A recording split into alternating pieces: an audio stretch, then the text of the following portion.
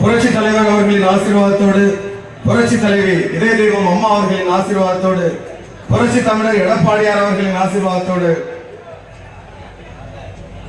அன்பு அண்ணன் OS மணியன் அவர்களின் ஆசீர்வாதத்தோடு, மாவட்ட கழக செயலாளர் அன்பு அண்ணன் திருவாரூர் மாவட்ட கழக செயலாளர் முன்னாள் அமைச்சர் அவர்களின் ஆசீர்வாதத்தோடு, ஒரு சாதாரண எளிய தொண்டனும் ஒரு பாராளுமன்ற வேட்பாளராகலாம், ஒரு பாராளுமன்ற உறுப்பினராகலாம் என்பது அனைத்து இந்திய அண்ணா திராவிட முன்னேற்ற கழகத்தில் மட்டும்தான்.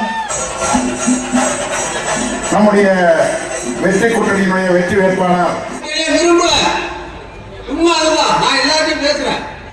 எடப்பாடியார் கட்சியினுடைய பொதுச் செயலாளர் அவனோதான் கல்லாவிட அவனோதான் உட்கார்ந்துருப்பாங்க குடும்பம். இருக்கிற கூட்டணி இன்றைக்கு நம்மகிட்ட இருக்கிறது. மரியாதைக்குரிய அண்ணன் மறைந்த நாகப்பட்டினம் நாடாளுமன்ற தொகுதி தேர்தல் பிரச்சார கூட்ட நிகழ்ச்சியிலே முன்பாகவே மக்களுக்கு சேவை செய்யக்கூடிய நல்ல வேட்பாளரை நாம் தேர்வு செஞ்சு நிறுத்தப்பட்டிருக்கின்றோம். நிலையம் ஏற்படுகிறே தெரியும் சொல்வார்கள். ஒரு வேட்பாளர் நிறுத்துகின்ற பொழுது அவருடைய சேவை என்ன என்பதை உணர்ந்து நாம் நிறுத்தப்பட்டிருக்கிறோம்.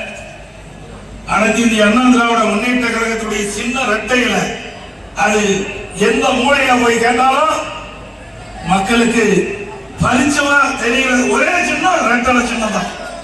இந்த சின்னத்தை முடுக்கிறதுக்கு எத்தனை பேரு கொஞ்ச நெஞ்சமா எவ்வளவு முயற்சி செஞ்சாங்க.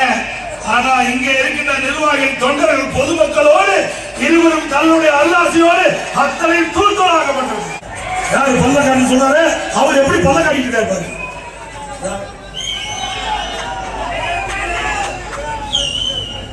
ஏங்க யாருகிட்ட நீ பேசி பாக்குற? என்ன நான் ஒண்ணும் தெரியாது விவசாயி நினைச்சிட்டு இருக்கிறியா?